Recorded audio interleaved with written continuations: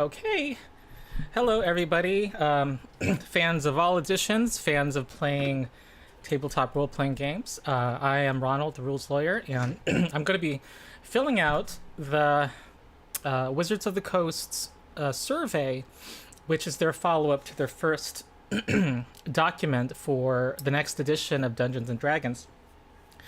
And sorry for the late start. I figured that people didn't want to weren't tuning in to watch 10 minutes of me masticating. So, okay, all right, let's see what the comments say. Damn that voice crack. Yeah, puberty's old news for me. Okay, welcome, everybody. All right, so I invite everybody to make comments and stuff. And if you haven't seen them yet, my the videos about the ONE D&D document that came out, what is it now, 2 weeks ago, are critical of how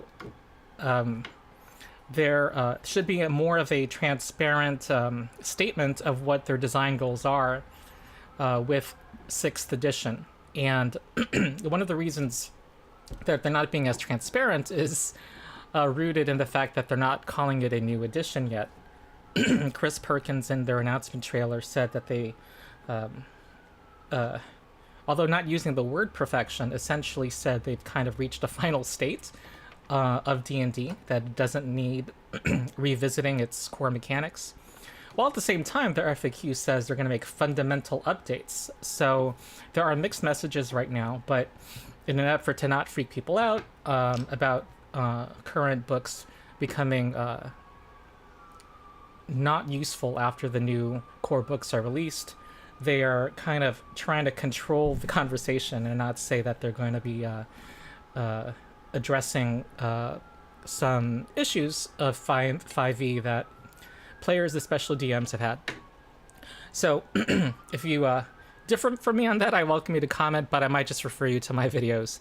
I'm going to be filling out the survey momentarily. I've not seen the survey yet, but I thought it would be an interesting, fun exercise for me to first come up with what I think the survey should have, as a way to immediately start addressing some of the negative feedback that has come not only from me about the first document, not necessarily saying this or that change is bad, but a kind of panic that the direction that the designers are going in directions that people are not being included in that conversation.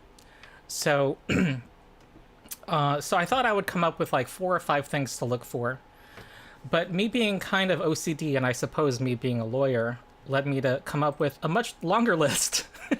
So I'm going to walk through that list first before opening the survey. So let's see what the comments say. Ooh, 50 people here. That's great.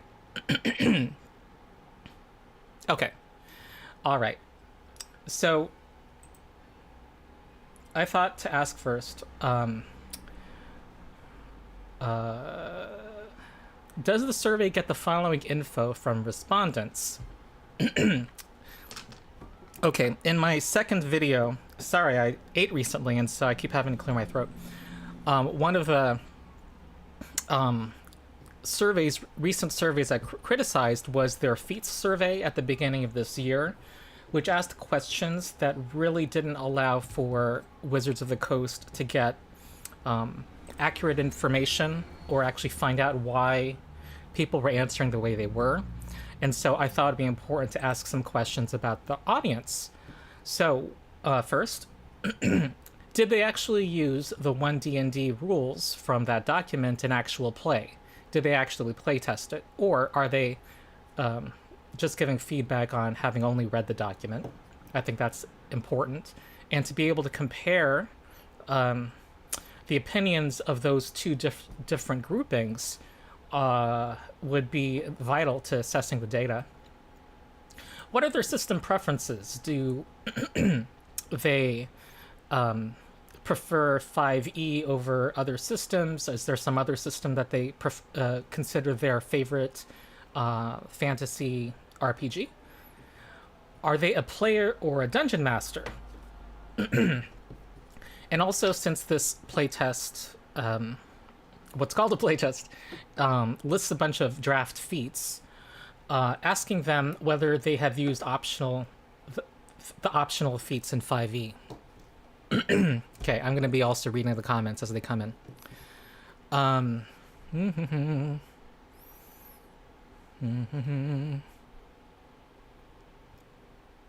Okay. All right. Does the survey gather opinion on these proposals in the first ONE D&D document? So, I broke down. I looked over the my printout of the character origins document, and I kind of came up with a list of what are the things that are in it that kind of deserve giving players a chance to say whether they like it or not. And here's what I came up with. Ability score modifiers and moving from races to backgrounds. 3 starting languages. Which, okay, I won't comment on that. But that is significant. That's more than before. Dwarves and halflings not having subraces. Ardlings being included rather than ASMRs. In assessing the design of races and subraces, will the survey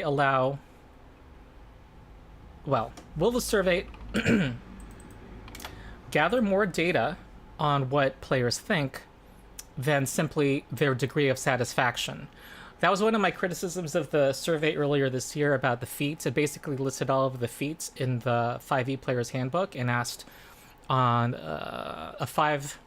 you can call it a 5-point scale from very dissatisfied to very satisfied, what they thought of that feat. That's all it asked. But there could have been a variety of diverging reasons to say they were satisfied with a feat like Lucky. It could be that players were really satisfied with that feat because they thought it really improved their character, while a DM might say they were very dissatisfied with it because it was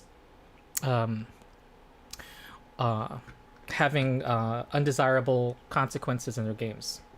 So I would be troubled by a list of the races simply saying, okay, Ardling, are you satisfied or are you dissatisfied? That would not be sufficient. Player characters getting a feat at level 1. That's a new thing in this document. Feats having levels. In assessing the design of feats, does the survey gather more data than simply the amount of satisfaction? So what I just said about feats from the survey earlier this year, do they make that same mistake? Making inspiration more common, attainable at a natural 20, attainable by someone using the musician feat, humans getting it for free in the morning, all the various ways. And also, Jeremy Crawford in the interview said they wanted to make it more common. Inspiration gained from a natural 20. From the discussions that I've seen online, there was concern that it created what Jeremy Crawford said was a snowball effect, something he wanted to happen. But people thought it made more sense to reward inspiration on a natural 1. So given that, I think that would be a good, nice question to ask people on what they prefer between the two, to see kind of, and that would also assess kind of what the players'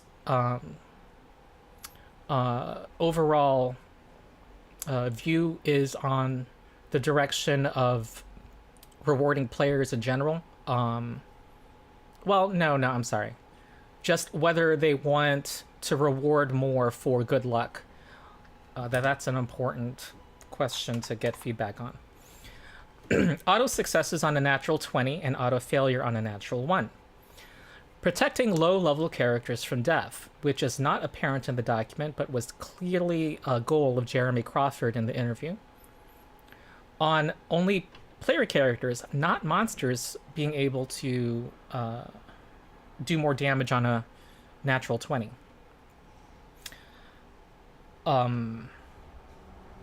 Also, something I'm critical of in my second video is that you only really ascertain why this change was made by watching the 1-hour interview. It's not in the PDF.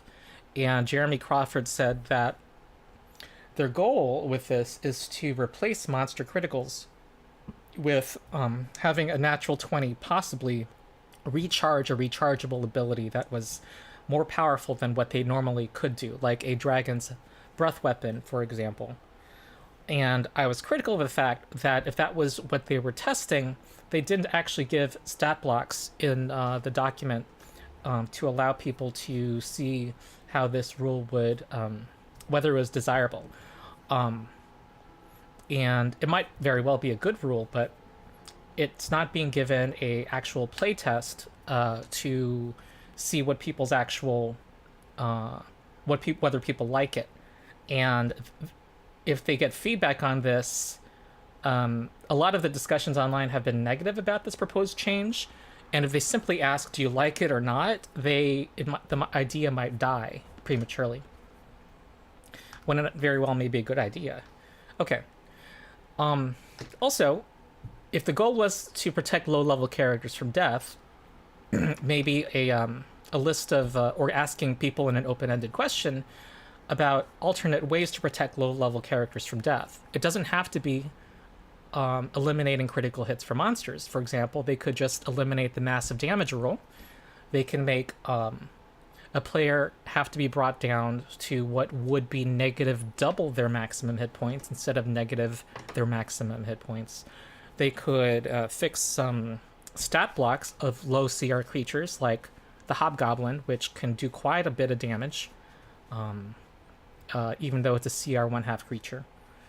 I also saw a suggestion online about low-level characters and not having massive damage apply to them, and low CR monsters not being able to instantly kill. So there's just a whole variety of ways to attack the same problem, and maybe they could canvass opinion on various ideas. Okay. Then the decision to, under the D20 test in the glossary, to have only the weapon damage dice double on a critical hit. And in the case of unarmed strikes, only the unarmed strikes damage dice doubling.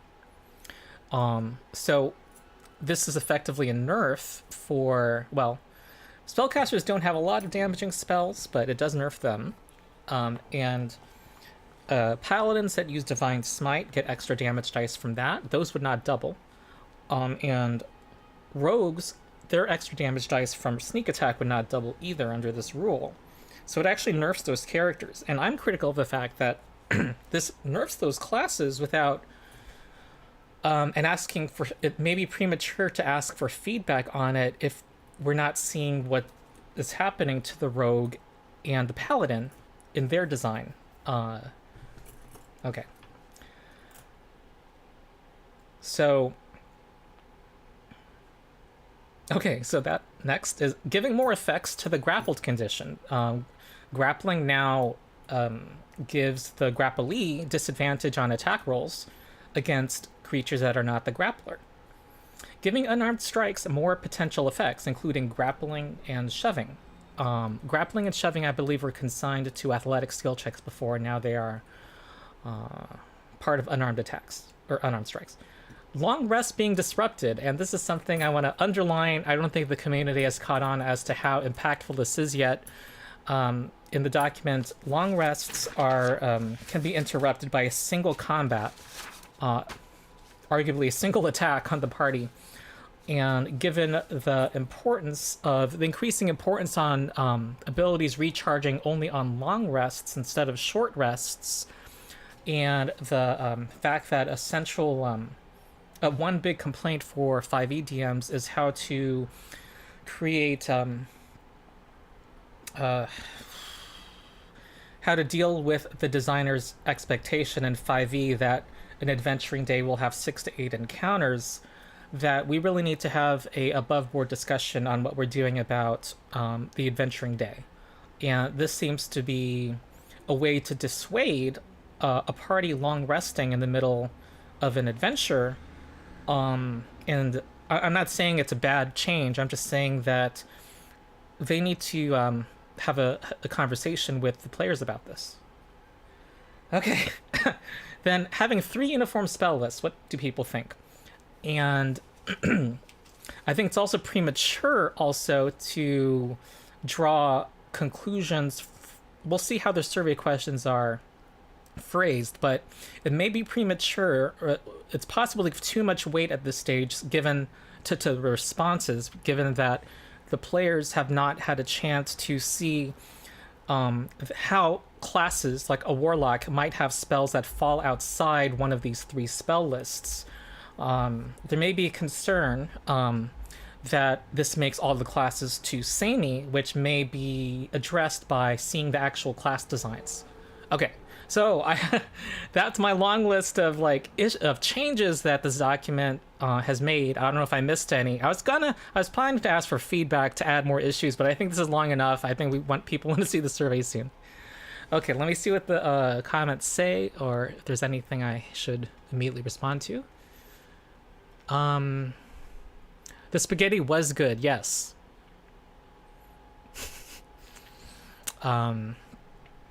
Okay. Hot damn, that is a lot of questions, yes.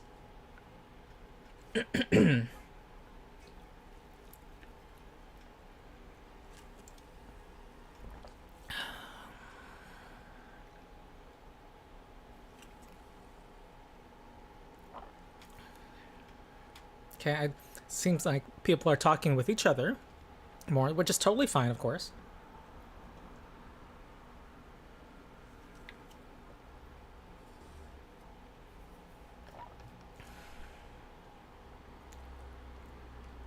Okay. All right, my next set of questions for the survey. Oh, yeah. This is putting in practice my call on players to not simply answer the questions asked by WOTC. We we need to ask questions ourselves to the designers and say what we think needs to happen, what we think needs to be play tested. Oh, and just so people know, Pathfinder 2e is my preferred system, but I have DM'd D&D 5e quite a bit, and I know that there's an audience. My experience is I've had a player who prefers 5e over Pathfinder 2e. They appreciate it when I GM Pathfinder 2e for them, but they don't like making the characters in Pathfinder 2e because it takes too much time for them. And I just think that there's, this is anecdotal, but I'm thinking that there's just a lot of people who want some more workable rules, but don't want the level of detail that Pathfinder 2e has. So I'm hoping to have a system that I can have for my future generations of middle schoolers that I would teach that is less demanding and more supportive of DMs especially. Okay. Does the survey ask for the following feedback from actual playtesting? These are questions that I think that WOTC should prioritize getting feedback from actual experience of players using them in practice. So, which backgrounds did your group actually choose when making characters? Which method did you or people in your group use in choosing a background? Did they use the default method of building a background from scratch? Did they simply choose from a list? And did they choose from a list while modifying what they chose? And if they modified what they chose, what did they modify? So I like the idea of having 2 alternate ways for players to make their background. And I think it's important data to see how people actually approached it, to see, because one of my criticisms of the ability score bonuses in the list was that it people would might not be using it because it using things from the list because they understand it's important to have a +2 in their main ability score. And so if they have data showing that people are using everything but the ability score boosts and substituting those, then I think my proposal of people having a +2 in one ability score and freely adding 2 to a different ability score would, there'd be support for that. And other leading to other possible solutions. Maybe my concern is overblown. maybe maybe the data would show that my concern's not important. So we'll see. Which feats did you and your group choose? For example, if it would be very concerning if 60% of respondents chose 3 feats in particular. Then that would tell them that there needs to be a change in the power level of the feats. And that is important versus just simply... So it's important for the data that they get to actually find out what people are actually choosing instead of simply asking people in abstract whether they're satisfied by a feat. That is just not enough information. Does the survey ask for open-ended responses, so that empowering the players, basically, on how the following rules worked in playtesting? Asking people, how did inspiration affect their games? Did players in their group like it? Given that the fact that there's more ways to get inspiration. Auto success on a natural 20 or auto failure on a natural 1. Did that play out well or not? Monsters not critting on a natural 20 and long rests being disrupted.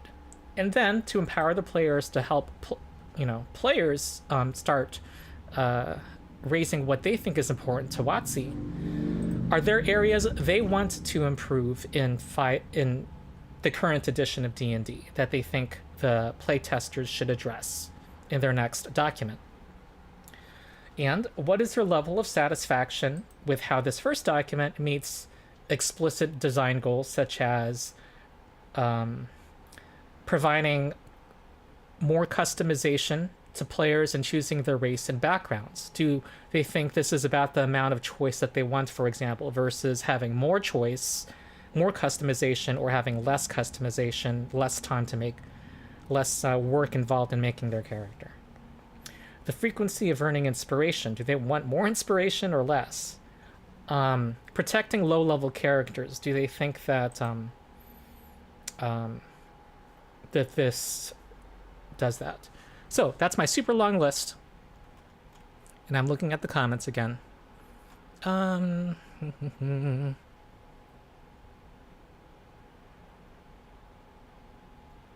okay.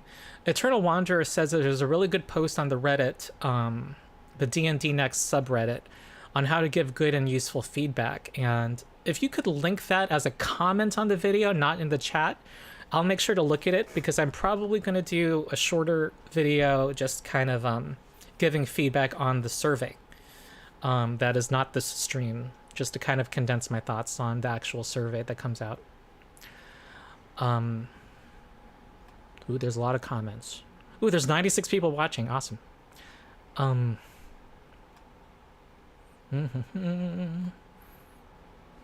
me if the music's... if you can hear music, by the way. I thought there's supposed to be some background music. Maybe you don't care.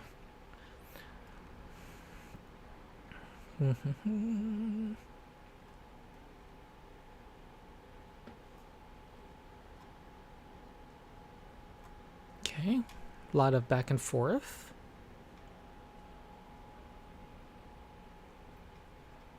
Okay, no music. I'm going to try to turn it up a little. Okay. Okay, so, and for fun, okay, what is this? How many things do I ask? 9, 12, 14, 17, 19, 24, 25, 29, 33, about 30, 38 things. I'm gonna at the very end of filling out the survey, I'm gonna un-yellow highlight them and see where their survey falls in this grading system I've created. Okay. All right, here we go. Dun dun dun. Let's take the survey. Okay. Thanks for taking time to complete this feedback survey on the 5th edition of the Dungeons & Dragons tabletop role-playing game. This is not a new edition. they are on record now saying this is not a new edition. That's new. Because they're calling it the 5th edition. This survey focuses on character origin, background, feat, and spell options released in Unearthed Arcana on August 18th. If you haven't read these up, you can find them here. I've read them. Would you like to rate the material presented in character origins? Yes.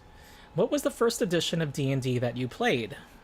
For me, it was 3.5 because I played Pathfinder 1st edition. Which of the following character origin options have you playtested? Choose all that apply. I haven't playtested any of these options. How satisfied were you overall with the character origin options as presented in the article? All right, I'm already critical of this question if you've been following me. The human, I kind of have to remind myself. I am filling this out in good faith, so I want to be thorough. This is a lawyer who does not put his signature on things without deliberation. An extra feat, proficiency in one skill of your choice, and gaining inspiration. I don't like the fact that... Okay, I can't evaluate what having the small size. I'm not sure what... Okay, I don't know, not sure. Not enough information because of that. And... Okay, I guess I have to evaluate gaining inspiration in the context of this document and how you can gain inspiration. I'm going to say dissatisfied because if there's more ways to gain inspiration, and the musician feat and natural 20, giving humans free inspiration when they wake up, combined with the fact that some players might spam d20 rolls to gain inspiration, it's kind of unstable, the power of that ability. So I'll say dissatisfied. Ardling, I'm very dissatisfied because I think that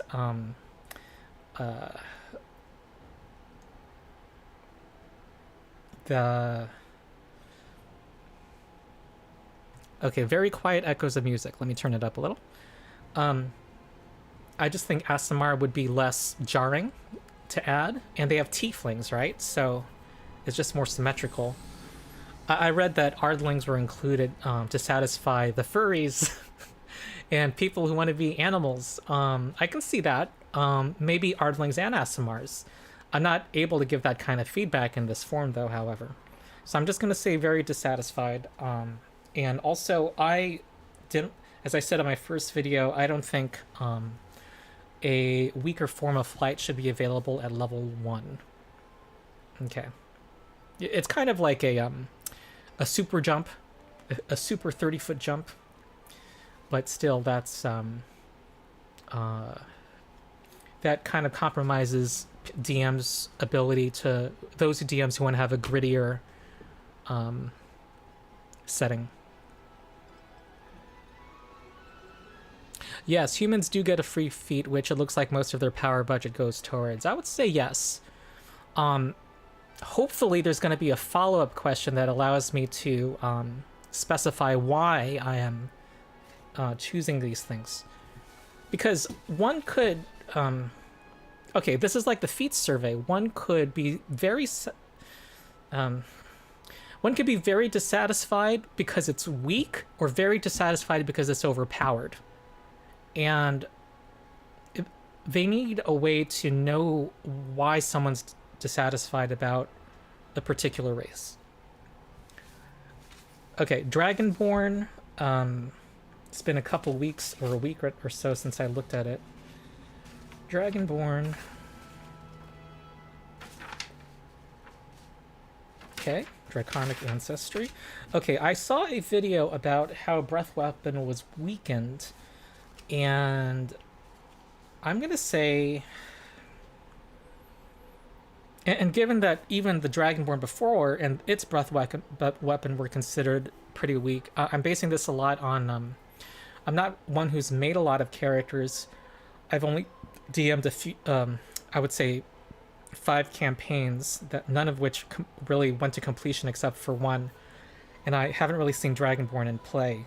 I think that adding Dark Vision's a good step, and but I think it was Treant Monk who said that Breath Weapon got nerfed here or something, or that it's pretty weak compared to the spells characters can get at higher levels. It seems like there's poor scaling. D10 plus your character level just seems like not... I think there could be better work at balance here. I don't know how damage will scale. Again, we don't have much of a playtest here. But D10 plus your level, it would seem, if we're just... Okay, if they're telling us to insert it into the 5e rule set, that doesn't scale very well. So I would say very dissatisfied, because I'm not sure if I'm going to be able to give a more nuanced answer, and saying very, very dissatisfied will get them to look at it more. All right. TKG Wildfire says, thank you for the contribution. For those who want to participate in the survey, write your feedback carefully. You have 200 words per feature, race, and others. Take time to argue. Okay, thank you. Okay, Dwarf. I'm gonna say I don't like the fact that there's not sub races here, and that they're just sublimating the what's arguably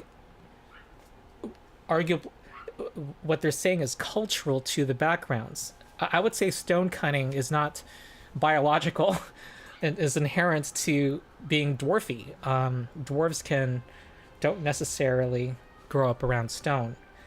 I do like what they've been. I do like their decision, though, to have more active abilities that express your race, kind of like what 4E did.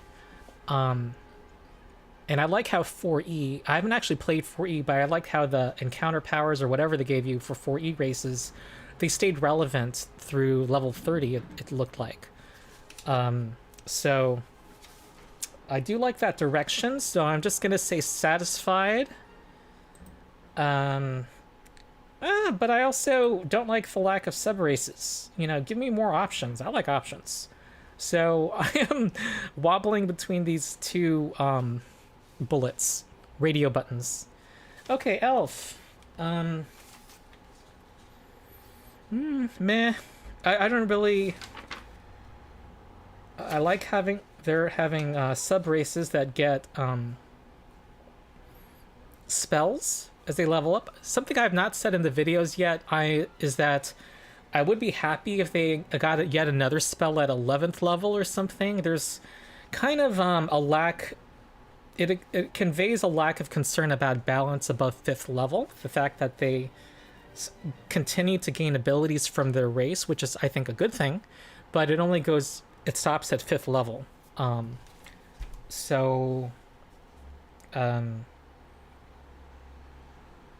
think that I'm going to say, well, you know what? I'm not going to say I'm satisfied with anything, because I want them to... in general, when giving feedback to, when I to give us, anyway, it's generally a good idea to say they need to work harder for obvious reasons. Okay, Gnome. Dark Vision, advantage on intelligence, wisdom, and charisma saving throws. Can someone tell me whether that is true in 5e? I have my player's handbook already, but if you can tell me whether gnomes already have that in 5e, because that struck me as powerful. And then you get a lineage, which gives you cantrips.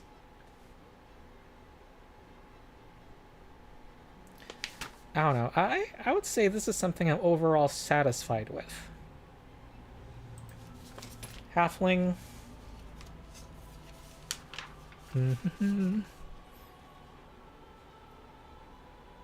I think another good question that would have been, I see a comment about this, was, do you think the balance is right? Like, the level of power is right? Is one question for a race.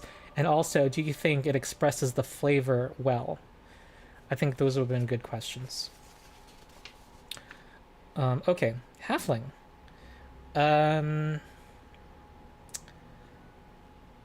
Gnome cunning from 5. You have advantage on all intelligence, wisdom, and charisma saving throws against magic. So it was limited to magic, and now it's not. Okay. I'll say I'm satisfied. It seems powerful, but so is lucky. Lucky is powerful for a halfling. I'm gonna say that one of the complaints here has been that that luck has been buffed in relation to D20 tests, and because there's dissatisfaction with how. Anyway, I'm not satisfied with what they're proposing with the D20 test. I'm gonna say very dissatisfied for the halfling, because they're going to know what that's about, I guess. Okay, orc. Adrenaline rush. I don't know if that was in the half orc, but I like the adrenaline rush ability. That's cool. I'm going to say that I'm satisfied with orc because I like having more active abilities. But there's no sub races for the orc. I don't know.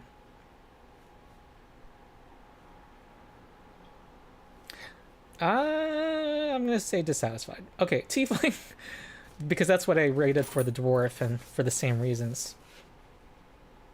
Okay, I like that there's sub races for tieflings. Their fiendish legacy. So basically, it's just sub races plus dark vision. What did I say for the elf? I said dissatisfied. My thinking is about the same here. How satisfied are you with the elements of the human character option as presented in the article? Okay, same problem here. I can't say... Okay, I can comment on why I... Okay, good. So, but if you're trying to get quantitative data, you don't want to merge the various reasons. Well, maybe they have some kind of data crawler that can sort out why people are just very dissatisfied. Maybe there's something they are doing that I'm not aware of. So I'll give them the benefit of the doubt. Because, yeah. Okay, resourceful. You gain inspiration whenever you finish a long rest. I am dissatisfied. I'm going to write that...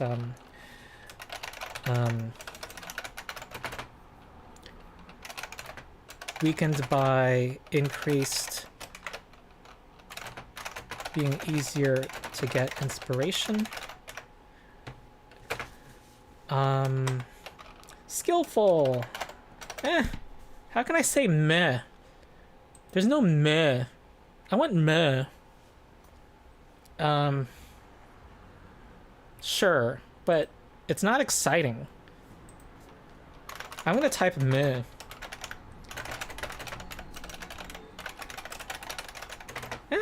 I guess I'm satisfied with the feat. So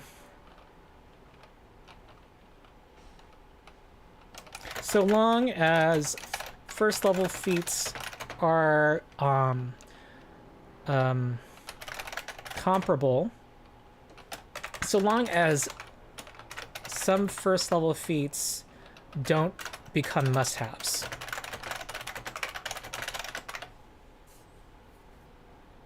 Okay. All right. Lots of comments. There's lots of comments, lots of people joining. I apologize. I want to get through this survey quickly, and I'm going to kind of ask people to, well,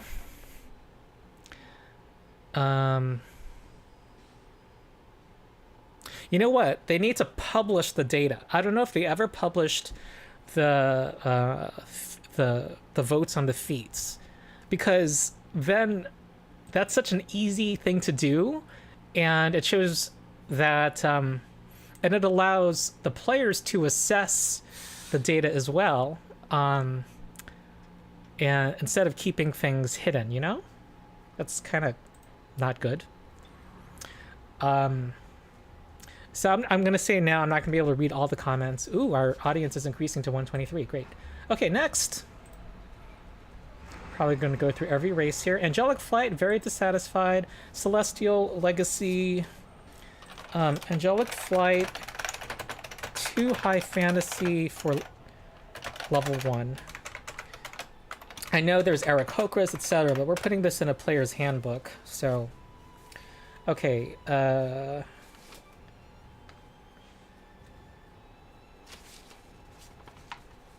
Celestial Legacy.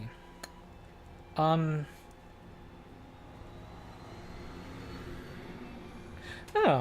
I don't know if, I really don't know if they should be tying, specific animals with specific sub-races, but whatever. Can't assess, strength of sub-races with each other. Can't compare without knowing more about how spells, especially Healing Word, will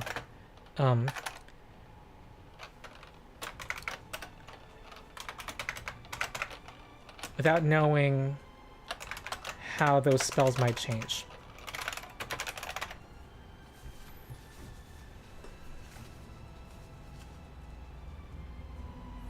Okay, Exalted, Heavenly, Idyllic. Okay, I'm going to say very dissatisfied with the Healing Word one because... Okay, Cure Wounds and Healing Word are being weighed next to... counterposed between Heavenly and Idyllic. That is not good. Unless they... Because Healing Word using a bonus action is much more powerful than Cure Wounds. And it's also... We're presuming the Death and Dying system from 5e. Which, if the Death and Dying system were being changed in any way... then spamming Healing Word to bring someone up from 0 becomes less powerful. So it shows the we can only give limited feedback right now because we're assuming a 5e system that they are on record saying will have fundamental updates. Okay. There. Damage resistance, resistance to radiant damage. Very dissatisfied. Healing Word is stronger than Cure Wounds. Damage, radiant damage is resistance usually not useful. I'm gonna give credit to Treant Monk. A lot of my thoughts are kind of borrowed.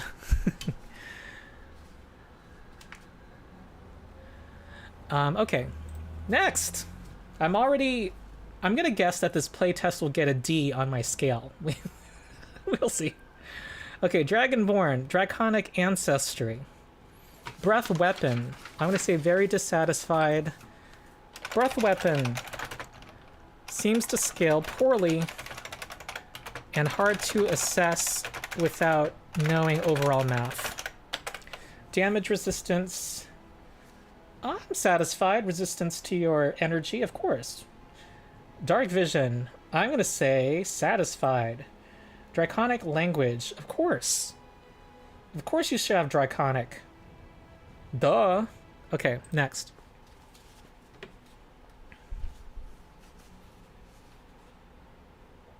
Okay, the Dwarf. Keep sub races 2022. Okay. Dark Vision, sure, Dark Vision. Stone Cunning, I'm gonna give a big old thumbs up to active abilities. I'm gonna say very satisfied. That might be my first very satisfied.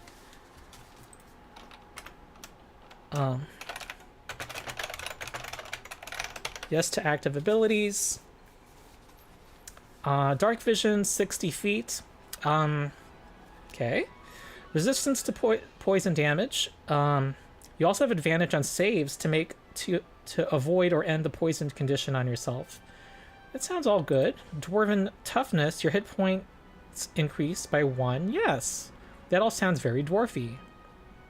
Forge-wise, your divine creator gave you an uncanny affinity for working with stone or metal. Meh. I did say I was dissatisfied on my overall response, and my dissatisfaction is because of sub-races.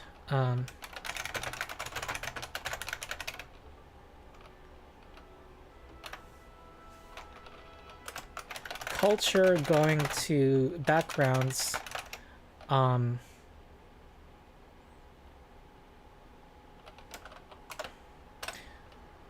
Whatever. Nuance is not really read in these things, I think. Alright, so, next. How satisfied are you with the elements of the elf? Okay, I'm at already 26% through this, which makes me think they're going to give short shrift to the glossary. We will see. How satisfied are you with the elements of the elf character option as presented in the article?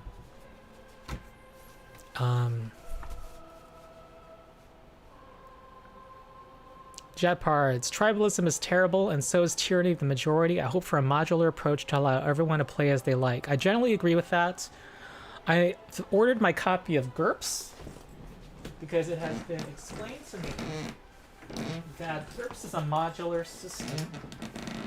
And you can say I'm doing research on modular systems for a future video because I want to see how modularity can be implemented. Although GURPS is kind of modular in a different sense than what I'm talking about should happen for 6e. But anyway, it is still make your own system, kind of. Alright, I'll keep going. Dark vision for elves. I guess, though I think not having low light vision being a thing in 5e was an oversimplification, but whatever. Dark vision, I guess I'll say I'm dissatisfied.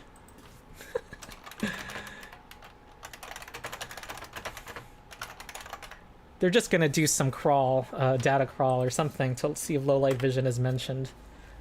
Okay, Elven lineage. The lineages... Ooh, there's Misty Step. I've seen that used to great effect in my campaigns. Drow, 120 feet. They also lose the light sensitivity, which is a nice change. So I'm going to give a nice satisfied with Drow. No, the High Elf knows the Prestidigitation cantrip. Oh, you can have a different cantrip every day. That's nice. High Elf, that's... Okay, and then Wood Elf has a high speed. I kind of like these. And Dark Vision 120 feet is pretty good. So they all have their own appeal. In the base first level abilities. I'm going to speed up my going through this survey. You have advantage on saving throws to avoid being charmed. Okay, the problem here, though, is I cannot say whether I think something is weak. I'm dissatisfied because I think it's a little meh, versus I'm dissatisfied because of another reason. I wish there was a I don't know choice here, or something, or I'm going to refuse to vote. Okay, keen senses. You have proficiency in the perception skill. Sure. Okay, Fey Ancestry. I assume... Are there few sleep effects in 5e? I would think that there should be a sleep. Resistance to sleep for elves, historically. Trance. You don't need to sleep. You can finish a long rest in 4 hours. If you spend those hours in a trance-like meditation... I'm going to say... very dissatisfied, just so that I can increases your chances of seeing this feedback, which is that 4-hour rests, power of 4-hour rest is highly increased with the mechanic of long rest being negated by an interruption, by a combat, there needs to be consideration of this. Trance gives resistance to sleep magic now, but it's being removed? Huh. Why remove advantage versus sleep?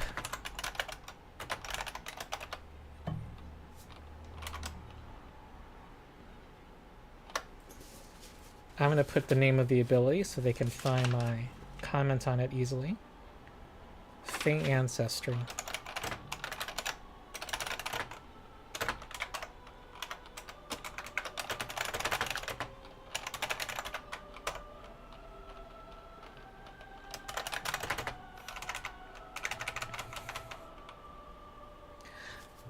The fact that they call this a 5th edition playtest, ooh, that is telling me they are going in the wrong direction, by the way.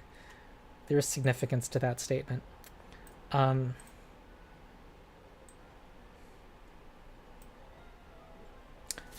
am mixing statements. Dark vision, sorry. Okay. Trance. There we go. Okay, finally I'm done.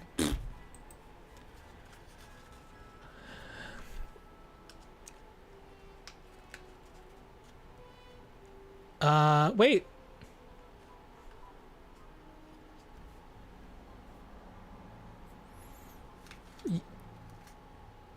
Oh, it's in the trance feature. I am reading you. I hear you. So they do resist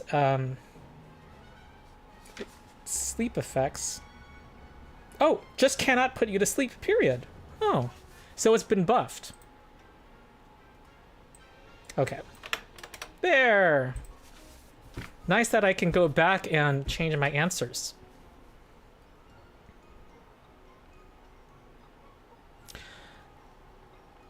All right.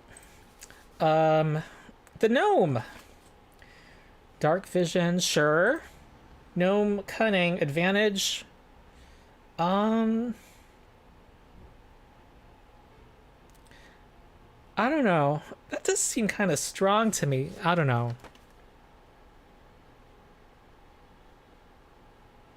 But then, I don't feel qualified to evaluate the overall balance of these races with each other, but that,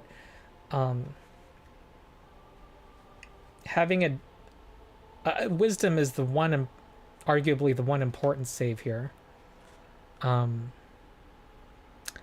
I'll just say I'm satisfied because I don't feel qualified to disagree there. Okay, gnomish lineage. Minor illusion, speak with animals. Mending prestidigitation. I do like the tiny clockwork device stuff. It's very flavorful.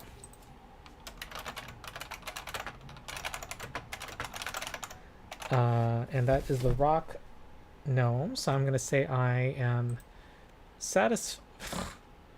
I don't know. I feel... Anyway. I don't like these radio buttons. Halfling! Okay. Halfling is brave, yes.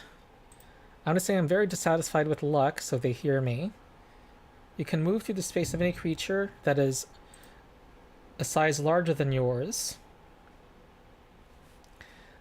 Naturally stealthy, sure.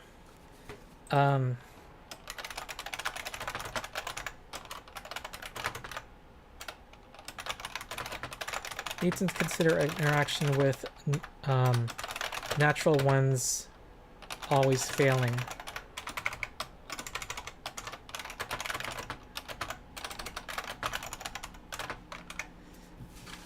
Okay, just gonna get a speed up here.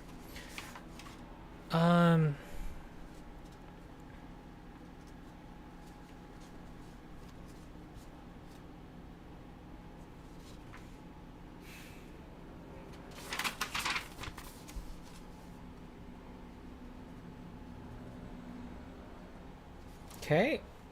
The Orc. Adrenaline Rush, I am very satisfied. I like that. When you gain a number of temporary hit points equal to your proficiency bonus. Ugh. I think that needs to scale better. I'm going to say dissatisfied. Dark Vision. Powerful build. Relentless Endurance. Relentless Endurance is cool. That's a nice reminder that you are you. And it's limited to once per long rest. Good. I do like that. I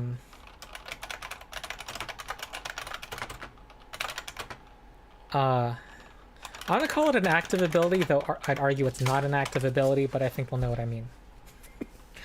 Dark Vision, of course. But everything has Dark Vision. And that's kind of...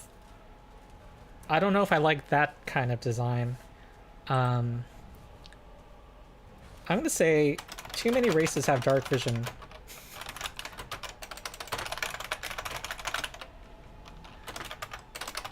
Maybe give some only low light vision. Okay. Then I'm just jumping around. Okay, Adrenaline Rush. Temporary hit points scales badly. And being tied to your proficiency bonus. Powerful build is meh. Yep.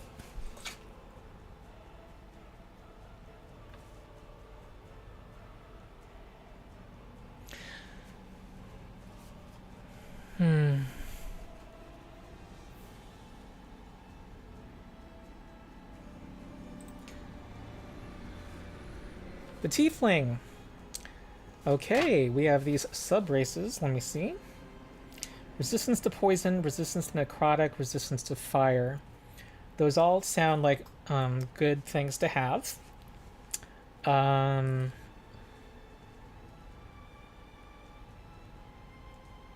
Okay, these all sound good. And they just have dark vision. And they all have thaumaturgy. Interesting. I don't know that much about thaumaturgy. I'm just going to say satisfied because I kind of don't know that much about it. Okay, these look overall fine. However, I'm just saying I'm going to be dissatisfied with them because sub-races that grant spells. Some should have scaling and balance beyond 5th level.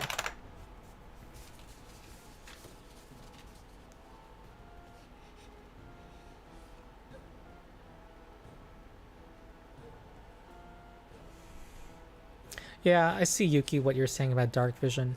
And also, I know that the darkness spell is not foiled by dark vision.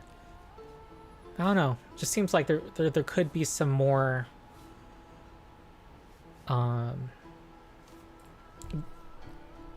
gradation, and it would actually make things easier for GMs in this regard because the rules on vision and stealth are so hard to use right now. How satisfied were you overall with the character background section? I will not give this the respect of data.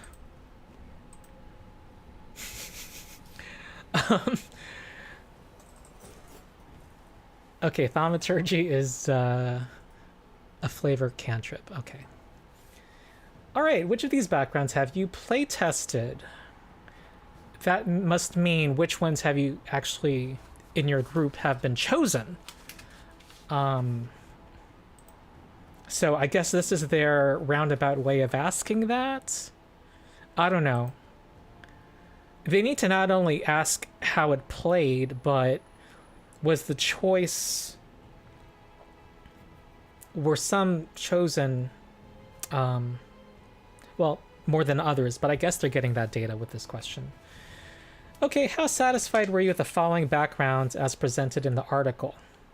And you know what? I think I have to answer a don't know, not sure with all of them, because now I'm realizing how problematic this data is. Because, well, with a couple of exceptions. Well, the backgrounds, I think what's more important is the balance of the feats. Let me look over. Okay, they also have not asked yet about did you build a custom background? They have not asked that. And they're also not differentiating between those who chose Hermit versus chose Hermit but with a modification. So there could be some muddling of their data here.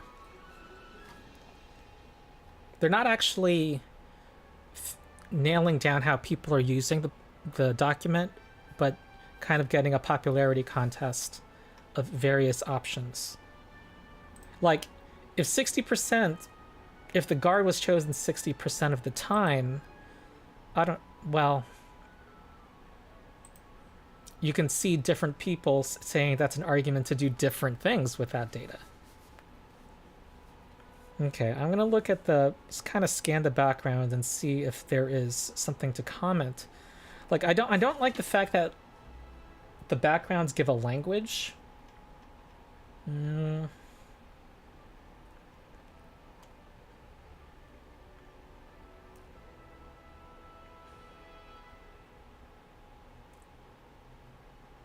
I also don't like the fact that you have a third language, but anyway. Which I don't know if they'll ask about. Let's see what comments say.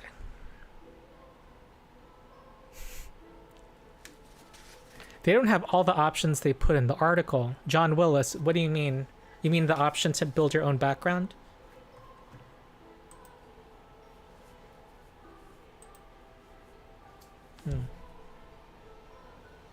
Yeah, they don't ask about custom backgrounds.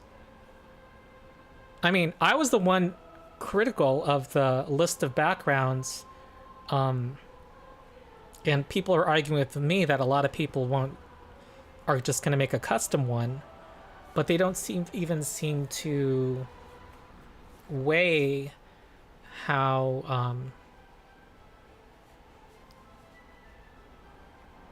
I mean, I guess they find out people are using the custom background if only like 10% of the survey respondents check any of these. We'll see.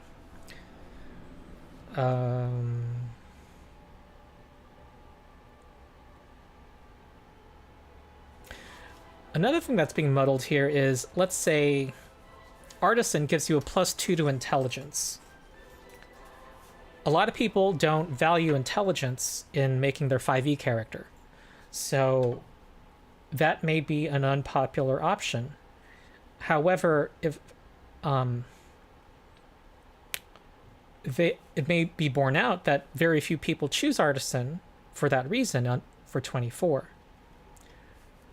Then on question 25, people might say that they're dissatisfied with it compared relative to other backgrounds for that reason.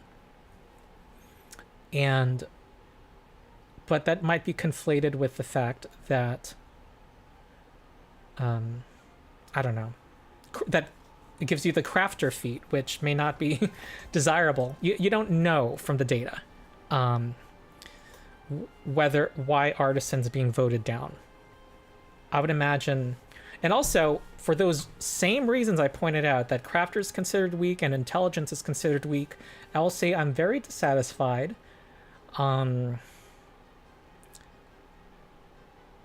actually, no, this is not a good example.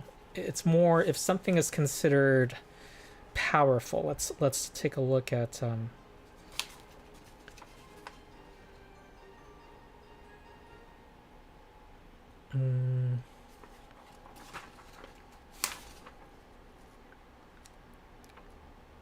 the lucky feat gives you being an urchin gives you +2 dexterity, stealth proficiency, and the lucky feat. And so those are arguably pretty good. So one person might be very satisfied with the urchin background, but for the wrong reasons. One might be very satisfied with it because it's optimal.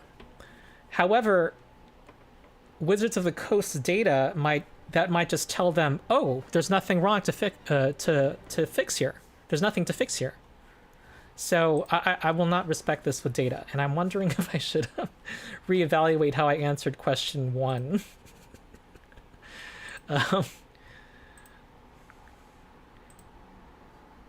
Oh, this is a lot of stuff to click through. I don't have the energy. Okay, here we go. Comments on the backgrounds.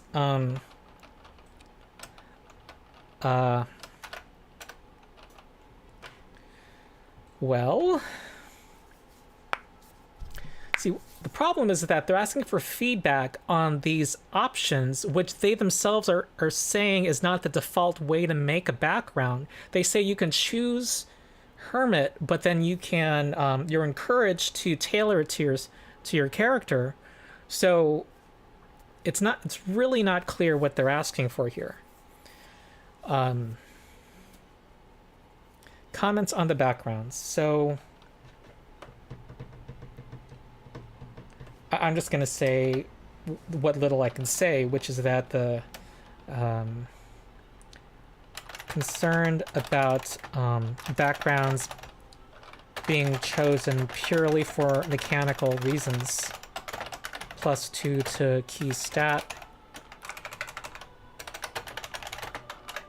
And a more powerful feat. Flavor choice. Choosing for flavor shouldn't be at the cost of at a great cost to optimization. There is no perfect balance, but I was concerned about the level of imbalance in the document I saw. Feats in current doc seem to have a wide power level. Consider giving +2 in one stat and a floating +2 in a different stat. This allows players to pick based on flavor while not gimping their character.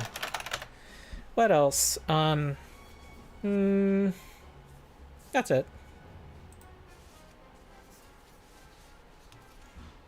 Do you use feats? Oh, that's a good question to ask. Do you use feats when playing 5th edition? Often. Well, always, actually. Yeah. I used it in my class. Which of these feats have I playtested? I haven't playtested them. How satisfied am I with the feats? Okay, this is the same issue they did in the earlier survey earlier this year, and they have learned nothing from then.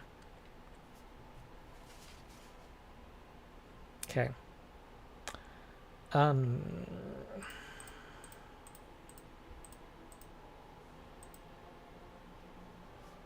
gonna say crafter. I mean, the problem is I can't even say very dissatisfied with crafter. That doesn't give useful feedback because the crafting system needs to be not what it currently is in 5e. There needs to be a system, first of all.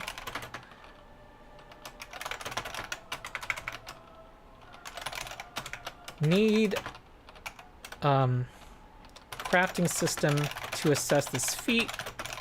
Seems weak otherwise.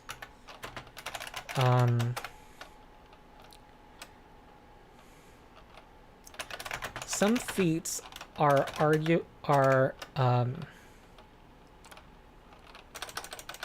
improve raw combat power, which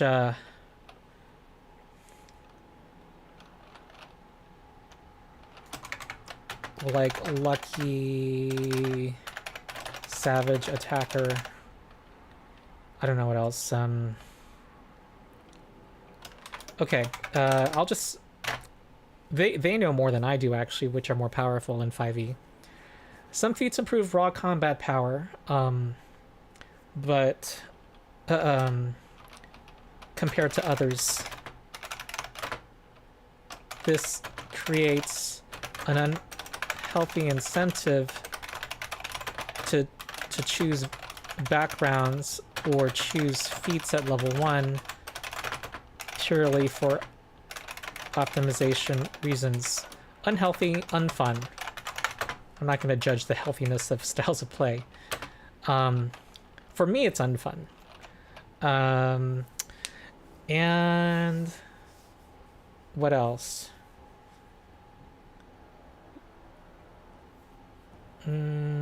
Oh. Making healer's kit useful via shouldn't require a feat. What else do I think? I do like the alert feat, though I did see that it was actually quite optimal according to Triet Monk. He thought it was the most powerful feat, so maybe too powerful. Making healer's kit useful shouldn't require a feat.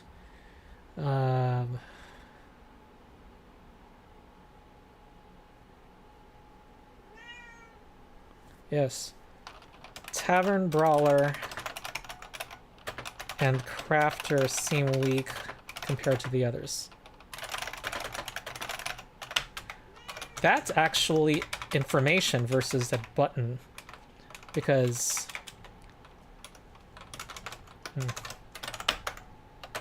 of my reasons. That's my cat Megan.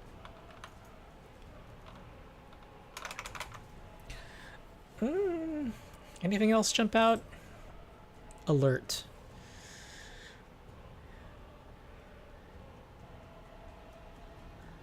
Don't know, not sure. You think they weigh it less, John, if I say not sure? It's probably true. I'm gonna say very dissatisfied with everything then. And maybe I should do that with the previous question. See, it would all be so different if I could just have a conversation with somebody.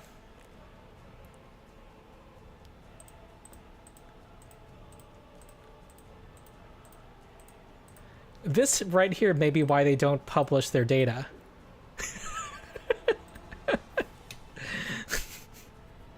But I don't know how many people vote the way I do.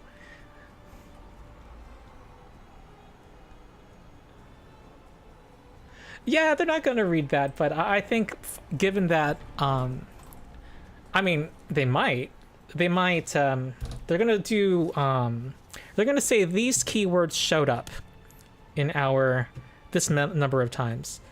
And they have the staffing, they have the money, they can spend some of that $1 billion to have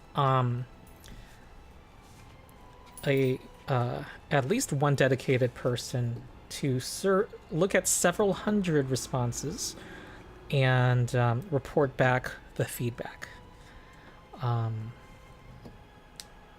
Okay, how satisfied were you with the elements of the Rules Glossary section? Oh man, is this all we get to say?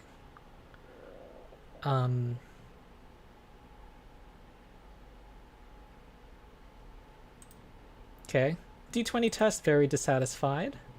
They need to explain themselves, first of all, on that.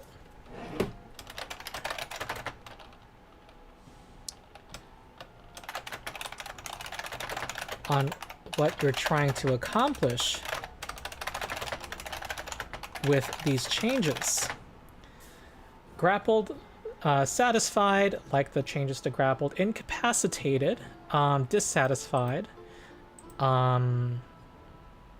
because they don't... there seems to be some new rule for surprise that they haven't told us. Inspiration, I'm going to say dissatisfied. Long rest, not satisfied would be accurate. I'm not saying it's bad, but I don't feel like I know why they're doing it and whether it's good for the game. Slowed is nice. It's possibly a nerf to slowed, but of course this is all conjecture. It's all guessing. Unarmed strike, satisfied, giving more uses. Well, dissatisfied, because are we making athletics less useful? I'm going to put that thought down before I forget.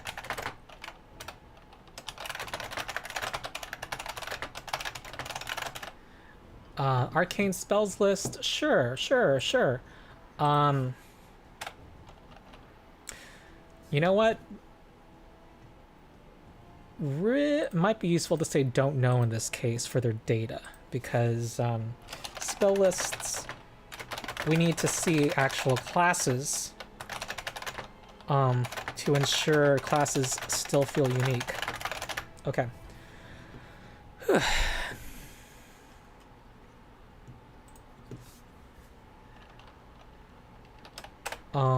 If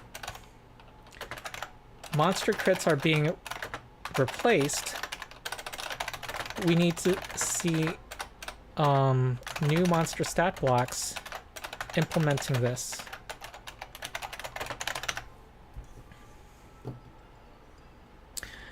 And of course, another problem is that saying very dissatisfied here might just mean they throw away all of the changes. If and they're going to say, well, we don't, people love 5th edition because it's the perfect edition and they didn't want these changes. That would be a worst case scenario. So I'm going to say dissatisfied so as not to be misinterpreted. What else jumps out? Oh yeah.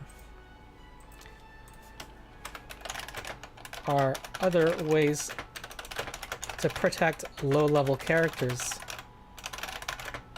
Crits, monster crits are fun. Hold on.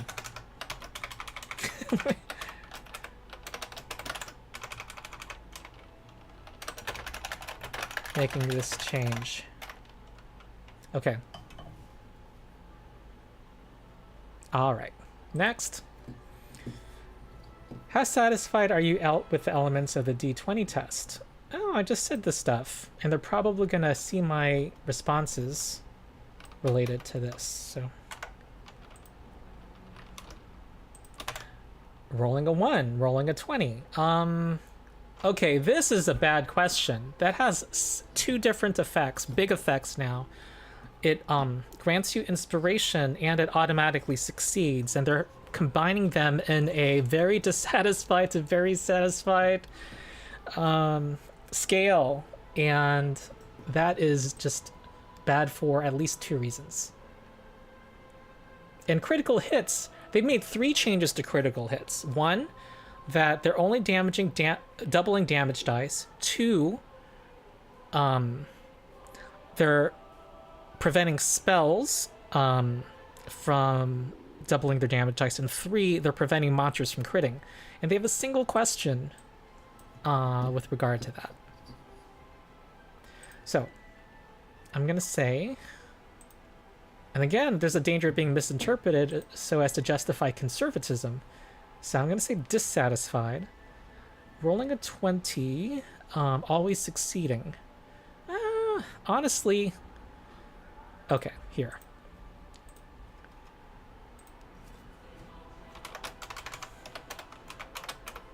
Rolling a 1, I am satisfied with.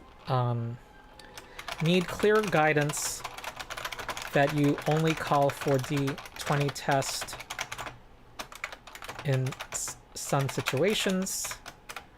DC should not be limited numerically.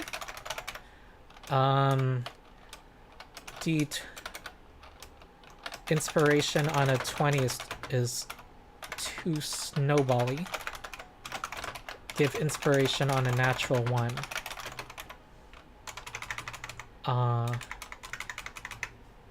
Okay. Ugh. Elements of inspiration. Gaining inspiration. Only one at a time. I'm glad they asked this, because it goes beyond the document. It's not a foregone conclusion that you're limited to one. And I'm going to say very dissatisfied here, because the limitation to one hurts humans. And oh, but then there's a problem with people storing advantages.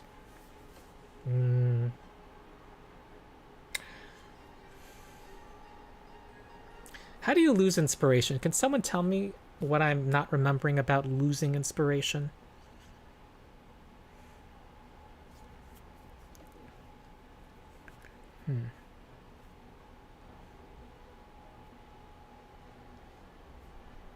Gaining inspiration, I am dissatisfied. Only one at a time. Losing inspiration. Okay, so on gaining inspiration, I do like the fact that it's easier to get it, and it's not simply the DM saying so. But I think the reason DMs don't often give it is because players often, everyone kind of forgets about it. It's not because I think inspiration itself might need... Okay, to use Pathfinder 2e as an example. Hero points, after initial difficulties of forgetting to give them once every hour, I have remembered to give them, because they're quite useful, because you can re-roll a check the way the lucky feat works. And so you can re-roll it after you roll it, versus having to declare you're using it before you make the roll. And currently it does not stack with advantage. So I honestly think they should consider having it work like where you roll a d20 and you get to re-roll it, and you keep the second result. However, this does not let me... This presumes that inspiration will function like this for all time, and it kind of assumes that something in the design that won't change.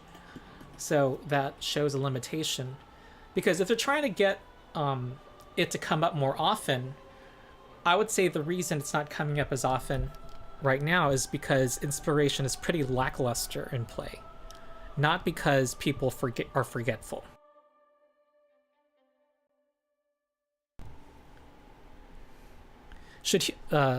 Thanks for the donation. TKG Wildfire says, should humans have an inspiration bank equal to their intelligence proficiency modifier? Yeah, I'm hesitating on ejecting to the limit of 1, because I'm concerned about people storing inspiration for a big battle, and I don't know, that kind of goes to the overall difficulty of the game, which I would argue needs a whole revisiting. And all of the things that affect difficulty in the game need to be in a single focused playtest.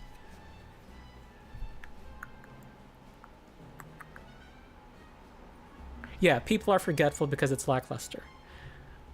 I think I said those exact words, and you're either repeating me or or great minds think alike. Yes. Okay. I'm gonna give this feedback. People forget inspiration because it's lackluster. Consider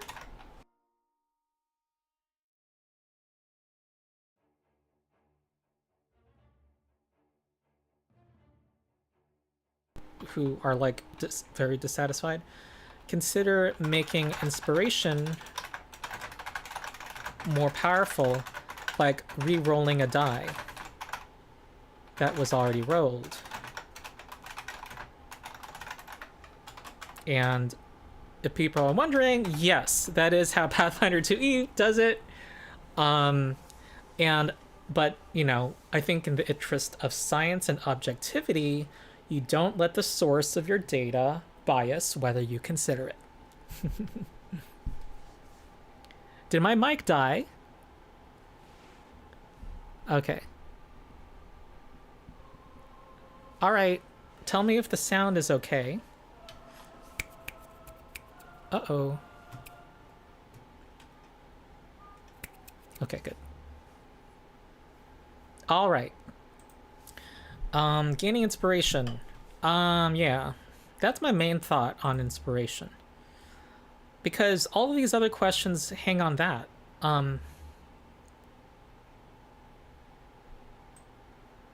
Only one at a time. It depends on how strong inspiration is. Okay, if inspiration is as it is now... Okay. If inspiration doesn't change... They already know. They know. They're concerned about people hoarding inspiration. But then it's already lackluster, so...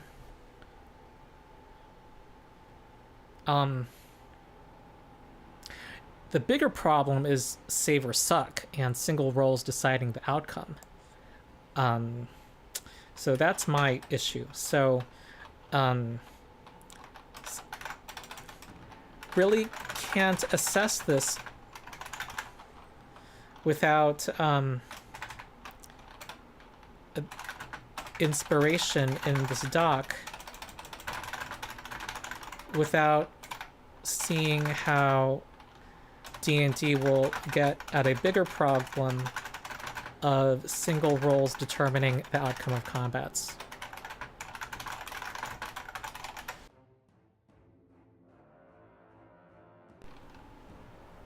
How satisfied are you with the elements of long rest? Oh, I'm happy they're asking about that. Interrupting the rest. I'm gonna say dissatisfied because would like a whole playtest focused on the changes to the adventuring day and recharging on long rest abilities and the effect of nighttime ambushes.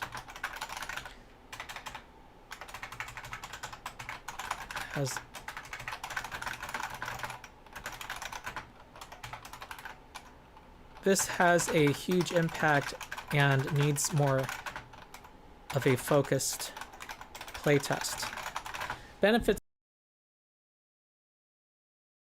It's the same stuff, yeah? Did they change anything? Sleep for at least 6 hours, performs no more than 2 hours of light activity. 6 hours? Are they assuming overworked Gen Xers, Gen Zers? Assuming that less than 8 hours is healthy.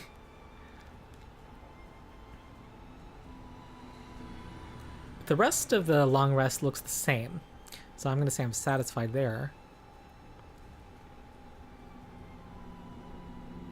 Yeah, I don't like the positive feedback loop either, Link, on a natural 20. Did my mic die? Okay. Oh. Mic drop out for no reason. It must.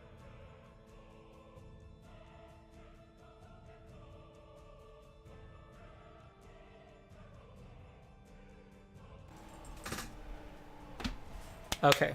It was the cable moving around. I think I diagnosed it and fixed it. Any additional comments? Why are we only at 78%? Well, anyway, what were my biggest issues? Need focused playtests going at recognized areas of improvement of the game, such as encounter balancing, low-level play, high-level play, the adventuring day,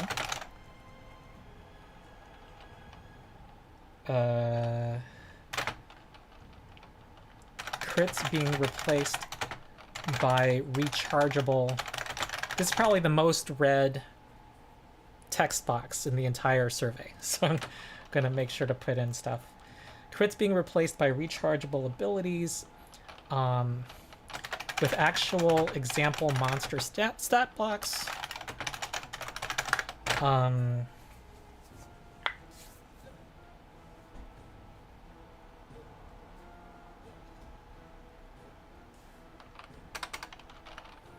A workable magic item economy and crafting system.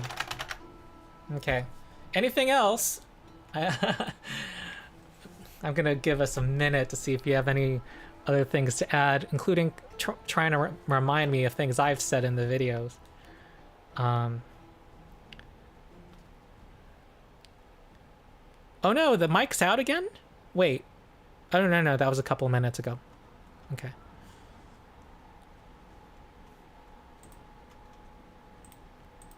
All right. I'm gonna click next. Okay. What is my age? I am 45. I am, I guess, is Southeast Asian. Yeah. Oh, these are somewhat personal questions. Let's see how personal we get. Oh, that was the last 22% of the survey. Oh, now you're all telling the stuff that I should add. Yeah, I think design goals clarity was implied by having focused playtests. And also, my videos are going to be seen and discussed more than any single survey, so... Okay, how did they do on my rubric? You did not get an ethnicity question, so interesting. Huh. Maybe it's just a random sampling. I don't know. That is fishy. Why wouldn't they ask everybody? Given that these are all anonymous, they can't. There's no reason not to ask it.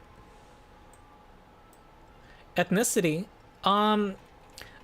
If they have a committed, the reason they would ask is if they have a committed, a commitment to, well, they want to know if they are, if D&D is already appealing to a broad, diverse base, if they need to work more on the diversity of their player base. And also there may very well be like, there may be a differing of opinion on some things that they're looking for. Like, who knows? Like, you can see people who are of a more from a discriminated against minority might wanting some more. I'm completely conjecturing here. I'm making an assumption. I may be wrong, but wanting not just human, but to be more fantastical. I know that's definitely kind of true in the LGBT community from what I see on Twitter. So whatever. And so that would help them kind of think more about how to make the system more welcoming. So we'll see. I think age matters, though also they should also, in terms of play experience in D&D, though they should also pair that with how long they've played D&D. Okay. All right. Did they use the actual ONE D&D? Did they ask whether you used the rules in actual play? They did. Yay! So there's 1 point. Did they ask about system preferences? They did ask, what did you play first? So they didn't quite ask that, though they did ask a question I think was useful, which is kind of an oblique way of getting at how long you've played, though whether you started with old school D&D doesn't necessarily mean you started 50 years ago. But anyway, I'm not going to change my question, my grading system based on what I saw. So they do not ask about system preferences. Whether you're a player or a DM, they did not ask that either. I think that's an important question to ask because I think one of my future critiques of this ONE D&D process is going to be addressing something I saw. As part of my research into this series, I've joined a couple of ONE D&D online communities where people are discussing the documents, and I also joined what I think is the official D&D Discord. And when you join the Discord, they ask you to assign yourself a set of roles, Discord roles, that are just kind of like labels added to your username when you interact with the server. And you get to choose one or more of these. One of them is to say you're a player, and one of them is to say you're a DM. And what was significant to me was that the ratio of people choosing player compared to DM was 30-1. And I'll say from experience, from the cross-section of students I've taught in my middle school after-school program, about 200 students, that 30-1 is larger than that. I mean, that underrepresents the number of people who have the desire to GM. And I think that D&D needs more improvement in the area of giving DMs more tools to run their games easily. And there's a number of reasons for that, which I'll save for future content, but I think that limits the growth of D&D. People can only play the game if there is a dungeon master. And when you have a ratio of 30-1 of people who want to play versus those who might DM, that limits the growth of your hobby substantially. So I think this is a very important question to ask, which they should ask in the next survey. Okay, whether they've used optional feats in 5e. They did ask that. Very good. Does the survey gather opinion on these proposals? Ability score modifier is moving from races to backgrounds. They don't. Which is not... Okay, they don't. However, I would say that's not necessarily a bad thing. If they've decided unilaterally to move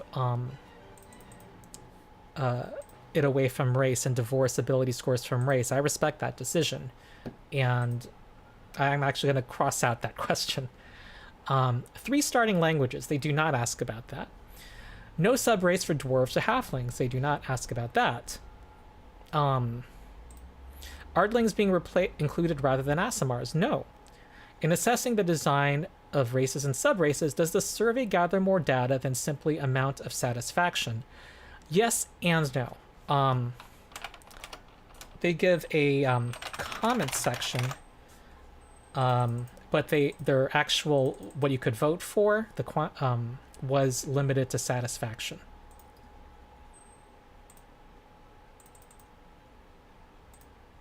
PC's getting a feat at level 1. They've decided already that people want that, and that might very well be because of the results of their survey early this year. So I'm gonna cross out my own question. Maybe people want it, and let's say 90% of their responses said that, and maybe they don't need to ask it. Feats having levels. I think that is an important question to ask right now. And also they need to give examples of higher level feats. Anyway, in assessing the design of feats, does the game...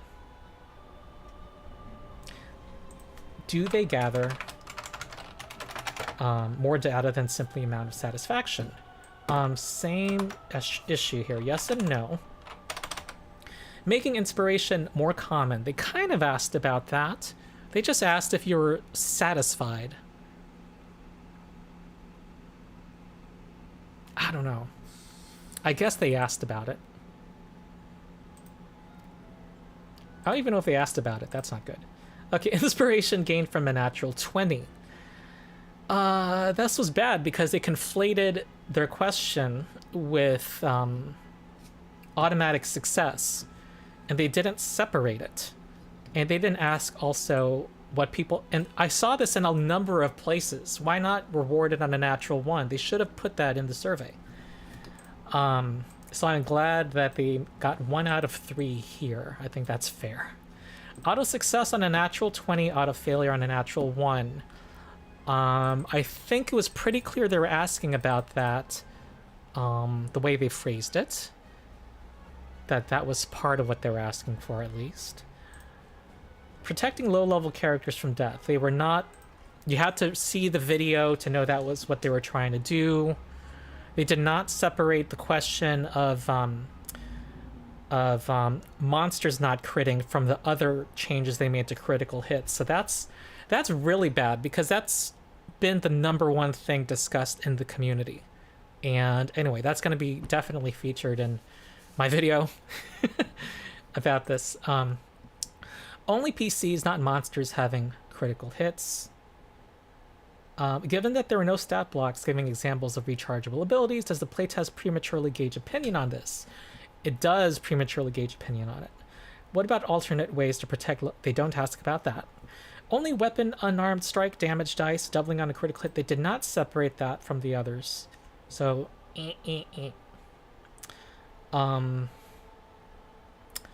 Giving more effects to the grappled condition. They did ask about that, and asking for level of satisfaction about the new grapple condition.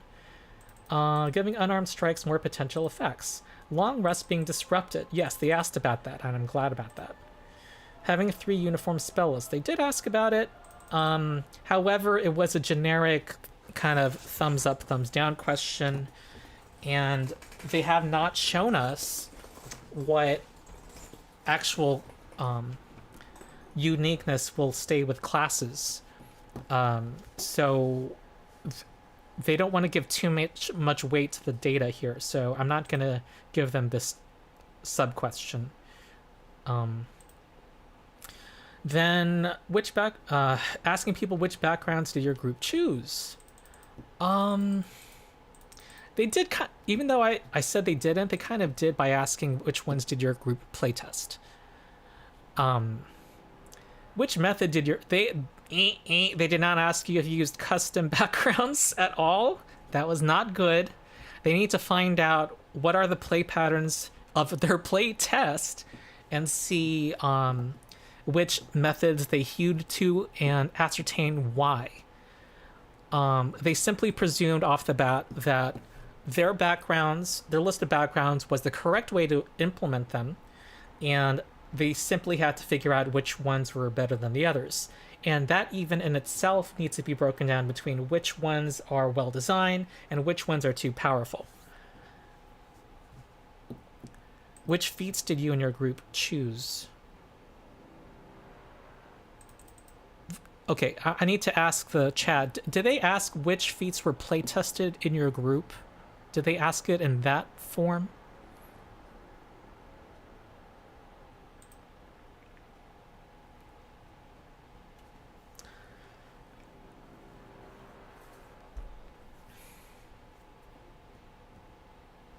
Yep, the survey is atrocious. Well, yeah, I agree.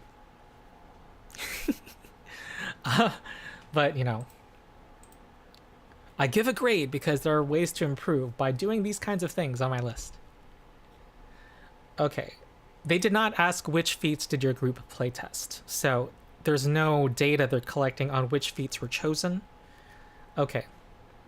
Given that, I am not going to give them that question. They just asked for general satisfaction about the feats. So that also shows the problem of just getting feedback from the document instead of actual getting their playtest, what they thought of through playtesting.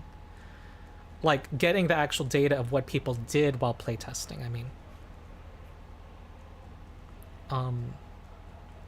Also, if they modified something from the list, what did they modify? Okay. Moving on. Does the survey ask for open-ended responses on how the following rules worked in playtesting, such as inspiration gained from more sources in the doc? See, the problem with that whole last 50% was they really didn't give any emphasis to... it really was like 95% of the feedback. You got the sense that 90% of the feedback on, for example, the questions like, what do you think of the changes to inspiration, was going to be people just reading off the document. And I'm trying to remember if they there was an overall question asking, did you playtest the rules? Can someone please tell me that important, whether it asked that question? Because I need to know that before these next 4.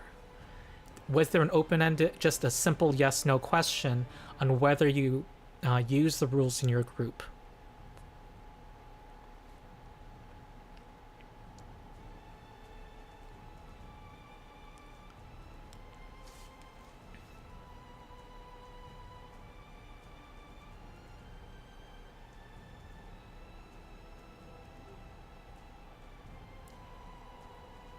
Okay, just in case you're wondering, there's like it looks like a 15-second delay.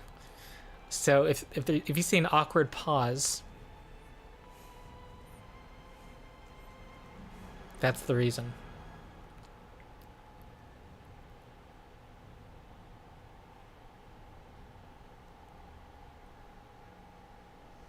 Okay, good. They asked whether you playtest them. Okay. Yeah, because they should, okay, for these next 4 things, they need to find out whether their thoughts are based on actual playtesting. How inspiration being gained from more sources affected their actual play. I would say yes to these questions then, if they did ask those, if you playtested them.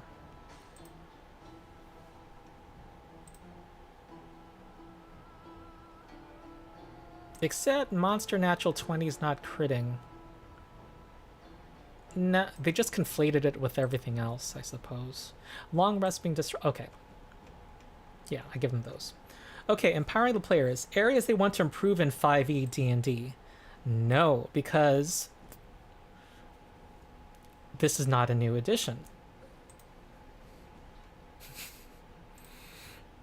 Level of satisfaction with how the first doc meets explicit design goals, such as, like asking, is this the amount of customization that you want in your game? Like allowing that to still be an open question, you know, still letting the players weigh in on that, is what I'm trying to get at here. So the amount of PC customization, I would say no. The frequency of earning inspiration,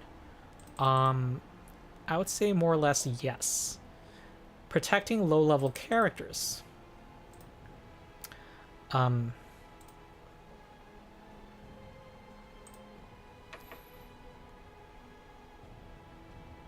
It wasn't explicit, which is my main issue.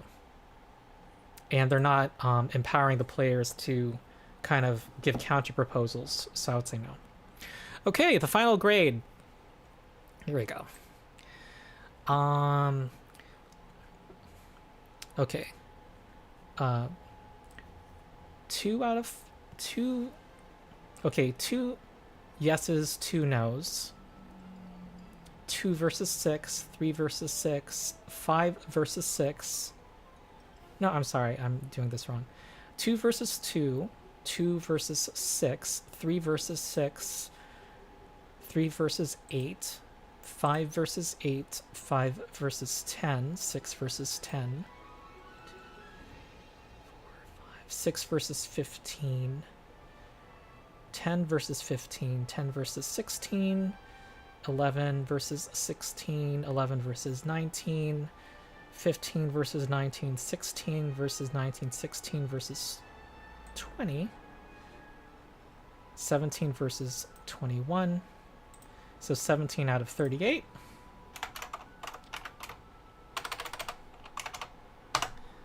They get a C, I believe. Yes.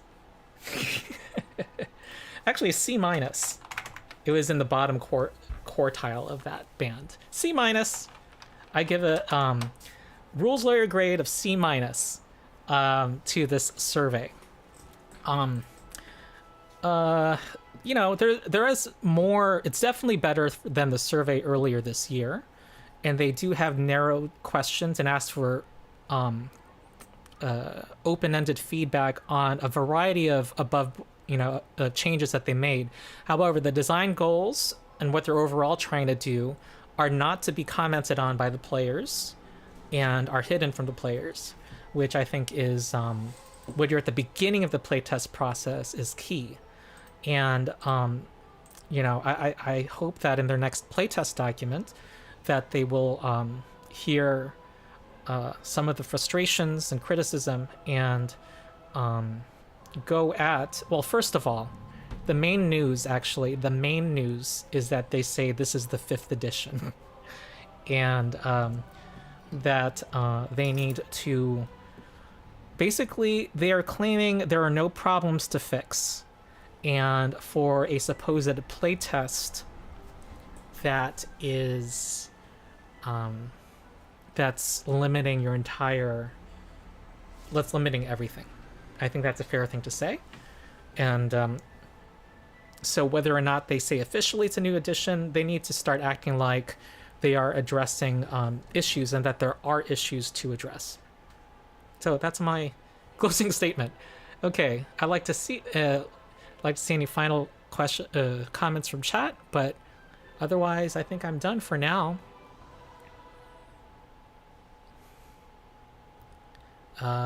Oh yeah, there's going to be a delay. There's a latency. But yeah, I'm gonna, I always tell myself I'll make a short video, but it never ends up being short.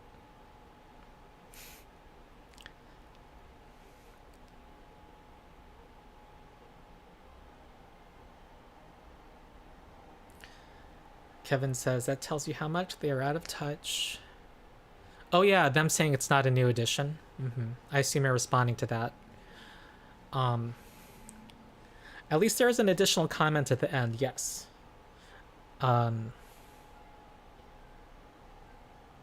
Yes, and they were saved from getting a D by having, by asking people whether you actually play tested.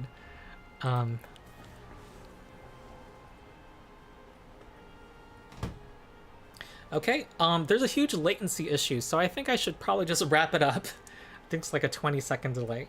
I hope you enjoyed this, and if you haven't yet, please subscribe for and ring the bell to get the notice about my my response to this survey for mass consumption, and to follow. I'm going to have more responses to the future ONE D&D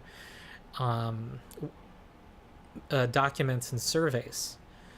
And my Discord, it's pretty Pathfinder 2e heavy, but also if you're all overall dissatisfied with what's going on with D&D, there's a whole ranting channel on my Discord. Don't feel, I think a majority of people on my Discord are people who had played 5e, and some of it I think the word venom is accurate to describe some of the comments there, but it's directed at wizards, not at players.